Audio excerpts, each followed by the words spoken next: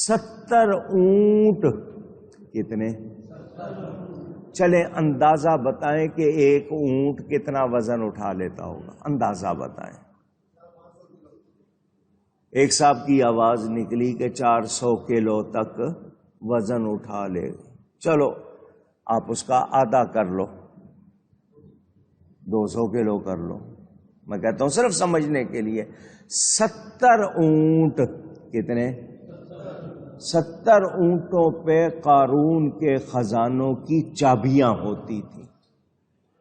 خزانہ کتنا ہوگا؟ 70 اونٹوں پہ صرف اس کی اندازہ کریں کتنا مالدار تھا وہ، کہ 70 اونٹ صرف اس کے خزانوں کی چابیاں اٹھانے کے لیے۔ ہوگی کسی کے پاس اتنی دولت آج؟ مجھے بتائیں قارون کامیاب ہوا؟ دھسا دیا گیا زمین، ختم۔ کہاں گئی دولت؟ کام آئی؟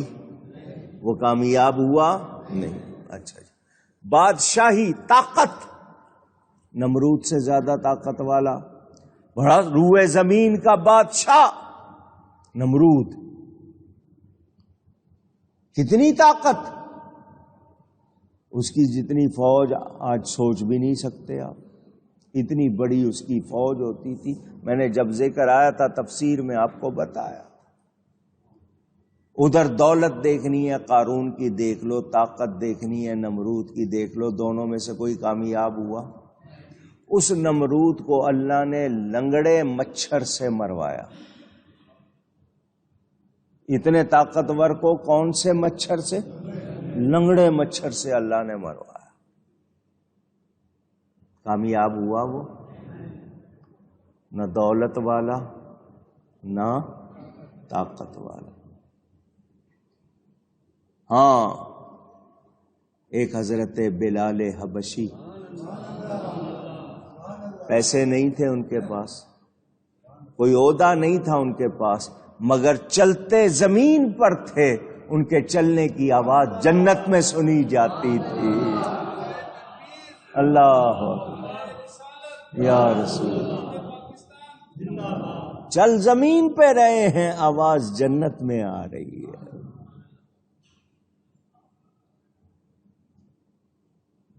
تخت و تاج، عہدے، مناصب، یہ جن لوگوں کو مل جائیں پتہ نہیں اپنے آپ کو کیا سمجھنے لگ جاتے ہیں۔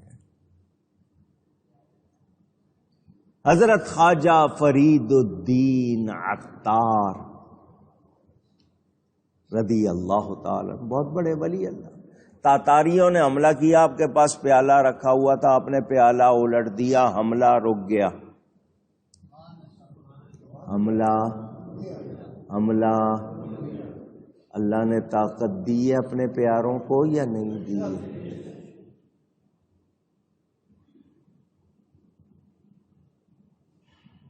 اولیاء را ہست قدرت از الہ، تیر جستا باز آرندش زیرا۔ مولانا روم فرماتے ہیں اولیاء کرام، اللہ کے دوست، اللہ کے پیارے، ان کو اللہ تعالیٰ قدرت عطا کرتا ہے۔ اللہ فرماتا ہے ان کے ہاتھ میں بن جاتا ہوں، ان کی آنکھیں، ان کے کان میں بن جاتا ہوں۔ کمان سے تیر نکل جائے واپس نہیں آ سکتا، مگر اللہ والا چاہے تو لا سکتا ہے۔ کون ہے طاقت والے؟ کون ہے اصلی دولت والے؟ آپ دنیا کی دولت کے پیچھے، سکندر جب گیا دنیا سے دونوں ہاتھ خالی تھے، مگر میں آپ کو مثال دیتا ہوں نا، آج کی مثال لے لو، لاہور میں جہانگیر کا مقبرہ بھی ہے، لاہور میں داتا صاحب بھی ہے۔ جہانگیر جس نے پورے جہان کو پکڑا ہو، مغل بادشاہ توتی بولتا تھا اس کے زمانے میں، جہانگیر مغل بادشاہ، سروں پہ حکومت کی، اس کا مقبرہ لاہور میں ہے۔ وہیں نبی پاک کے شہزادے حضرت داتا صاحب بھی سو رہے ہیں۔ فرق نظر آتا ہے یا نہیں؟ پوچھ رہا ہوں، کتنی مثالیں دوں. وہاں جائیں گے جہانگیر کے مقبرے میں، روز تو اول کھلتا نہیں ہے، کسی دن کھلا ہے، ٹکٹ لگے گی، کوئی آئیں گے سیر سپاٹا، کوئی اس طرح کے دوسرے لوگ آئے گھوم پھر کے چلے گئے. بڑی قیمتی عمارت ہے، آج بناؤ تو کروڑوں اربوں روپے کی بنے، اتنا پتھر ایسا ایسا لگا ہوا ہے، اس کی قبر پہ ہی جتنے نگینے لگے ہوئے ہیں وہی کروڑوں کے ہوں گے، مگر یہ کہ کوئی گئے دیکھ کے واپس آ گئے، پوچھا بھی نہیں گیا. جی 3 ساڑھے 3 بجے بند ہو گیا، اس کے بعد کوئی جاتا نہیں ہے، کچھ کام نہیں ہے. جو جاتے ہیں وہ بھی کوئی اچھائی کے لیے وہاں نہیں جاتے، جس طرح کے مشہور کوئی کبوتر باز، کوئی تیتر باز، کوئی نظر باز، کو کیا لڑکے لڑکیاں شرارتوں کے لیے خرابی ہوں. اب اسی لاہور میں راوی دریا پار کر کے بھاٹی دروازہ آ جاؤ، داتا کا دربار بھرا ہوا ہے، کوئی نماز پڑھ رہا ہے، کوئی قرآن پڑھ رہا ہے، کوئی درود پڑھ رہا ہے، کوئی کھانا کھلا رہا ہے. رات کے 3 بجے سڑک پہ اگر کوئی اور راہگیر نظر نہیں آئے گا، داتا کا دربار بھرا نظر آئے گا. کون ہے اصلی؟ پہچانو. دنیا کے تخت و تاج پر بیٹھ کر فخر و غرور کرنے والوں پہچانو. ایک مکھی سے اللہ آپ کو شرمندہ کرا دیتا، مکھی بیٹھ رہی ہے، آپ اڑا رہے ہیں، وہ پھر بیٹھ رہی ہے، پھر اڑا رہے ہیں، اپنے منہ پہ ہی تھپڑ مار لیتے ہیں اس کو مارتے مارتے. ہو جاتا ہے ایسا یا نہیں ہوتا؟ چھوٹے سے کنکر سے آپ کو ٹھوکر لگ جاتی ہے. کہاں ہیں آپ؟ مگر یہ انسان عقل سلیم ہوگی، اللہ کی مہربانی ہوگی تو کرم ہوگا، ورنہ خیر اونچی گئی ہے. حضرت ابراہیم علیہ السلام، حضرت لوط علیہ السلام کا ذکر آپ نے سنا. ہمیں پرانی باتیں سن کر سبق حاصل کرنا چاہیے. اللہ تعالیٰ ارشاد فرماتا وَإِلَىٰ مَدْيَنَ أَخَاهُمْ شُعَيْبًا. شعیب علیہ السلام مدین کا علاقہ. یہ مدین آج بھی وہ علاقہ موجود ہے. اگر آپ اردن جائیں تو اردن میں شہر سے، جو ان کا شہر عمان، اس سے فاصلے پر قبر شریف ہے حضرت شعیب علیہ السلام کی. میں 1979 میں زیارت کو گیا تھا جب اردن گیا تھا. حضرت شعیب علیہ السلام، اللہ فرماتا ہے، اور مدین کی طرف ہم نے ان کے ہم قوم شعیب علیہ السلام کو بھیجا. فقال یا قوم اعبدوا اللہ وارجوا اليوم الآخر ولا تعثوا في الأرض مفسدين.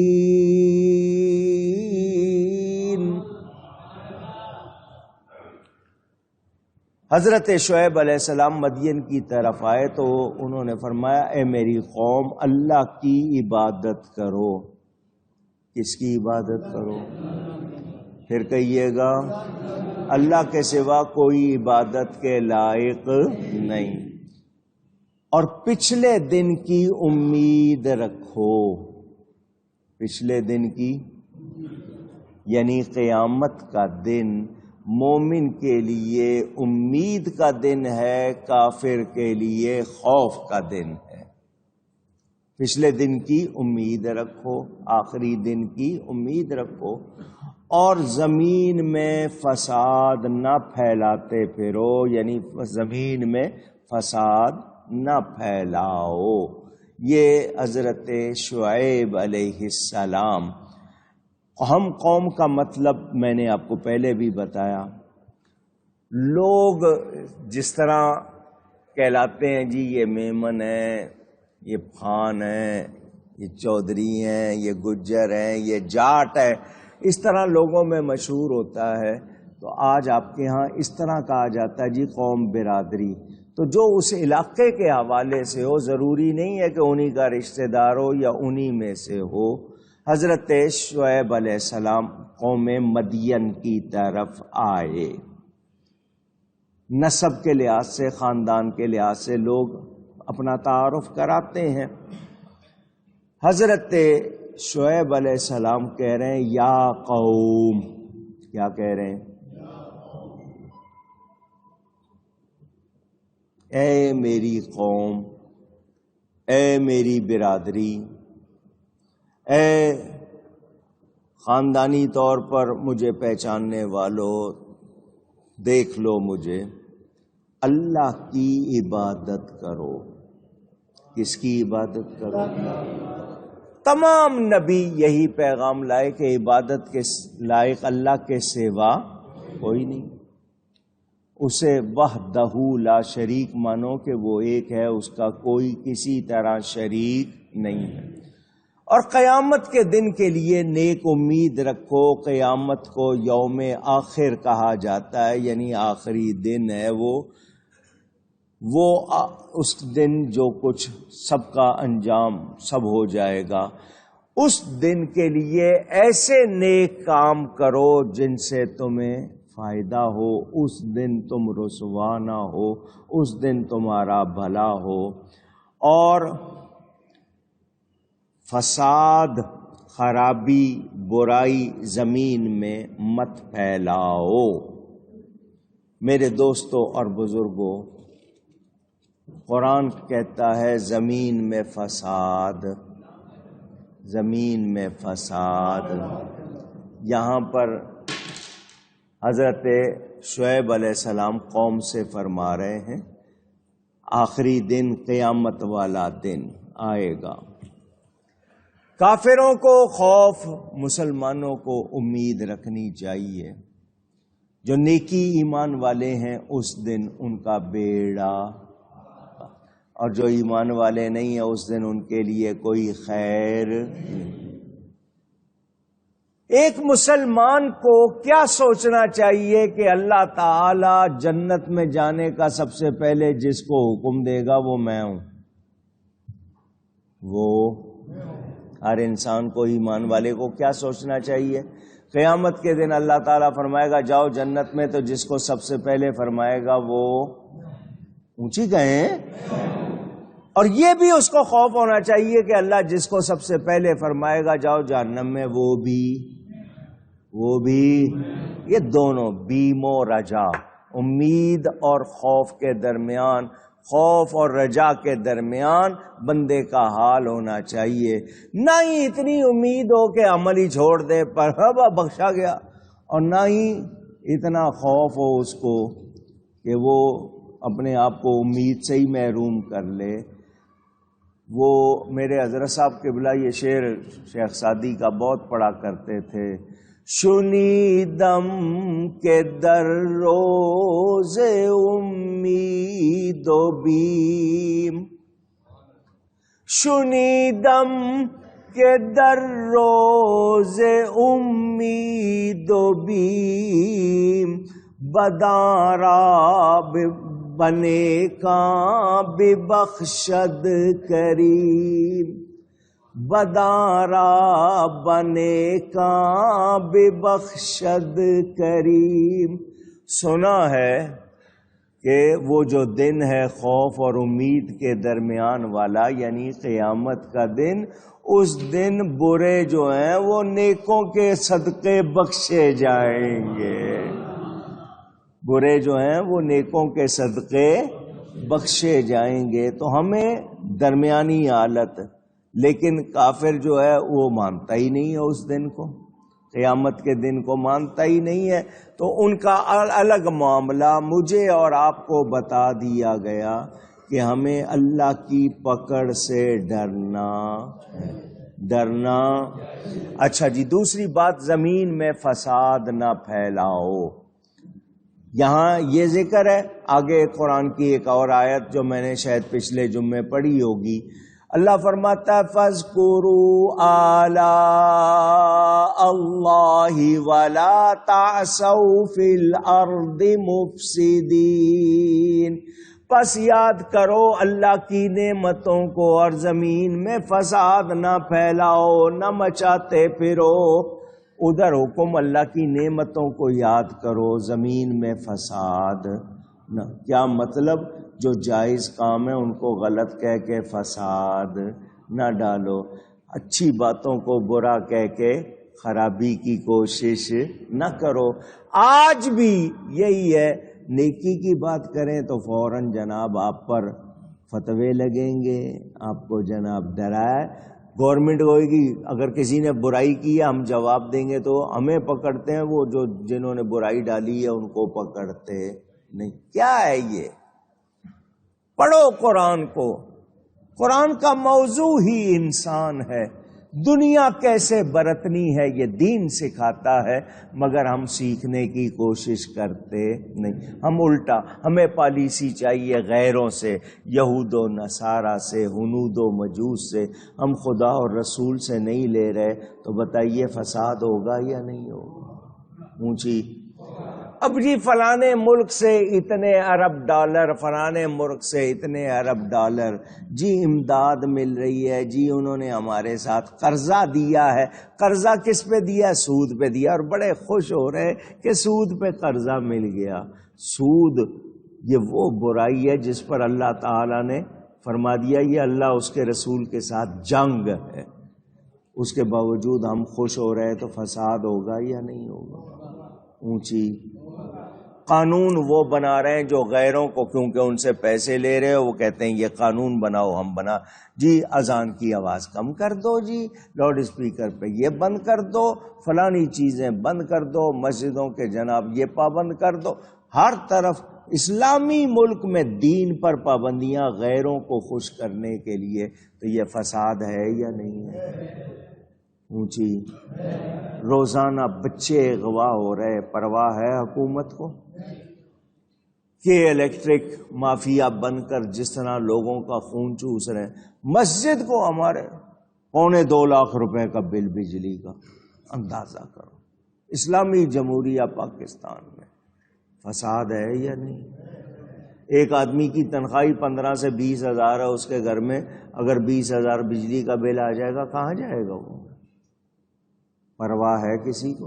سڑکیں ٹوٹی ہوئی ہیں، کچرے رکھے ہوئے، کچروں میں بیماریاں پڑ رہی ہیں، ان کو کوئی پرواہ ہے؟ یہ فساد ہے یا کوئی اچھائی ہے؟ سیدھی سی بات۔ تو اب جو لوگ بھی فساد کرنے والے ہیں ان کا انجام اچھا نہیں۔ یہ حضرت شعیب علیہ السلام کی قوم، آپ میں سے پوچھوں کوئی بتائے گا کیا برائی کرتی تھی؟ شکر ہے کچھ کو معلوم ہے۔ نہ صحیح ناپتے تھے نہ صحیح تولتے تھے، ناپ تول میں کمی کرنا، لینے کے باٹ اور دینے کے باٹ، لے رہے ہیں تو یہ ناپ رہے ہیں پورا پورا زیادہ ہے، دے رہے ہیں تو کم کر رہے ہیں۔ بتائیے یہ برائی ہمارے ہاں ہے یا نہیں ہے؟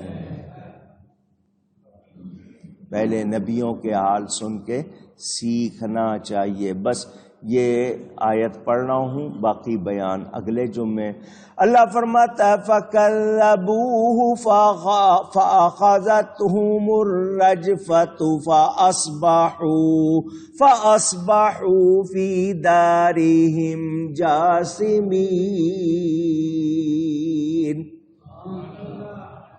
تو انہوں نے اسے جھٹلایا، یعنی حضرت شعیب علیہ السلام کو، تو انہیں زلزلے نے آ لیا، تو صبح اپنے گھروں میں گھٹنوں کے بل پڑے رہ گئے۔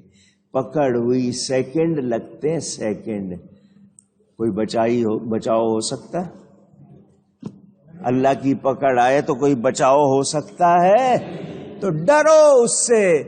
1 سیکنڈ، 2 سیکنڈ، 5 سیکنڈ کا زلزلہ کتنی مضبوط عمارتوں کو ریزہ ریزہ کر دیتا ہے یا نہیں؟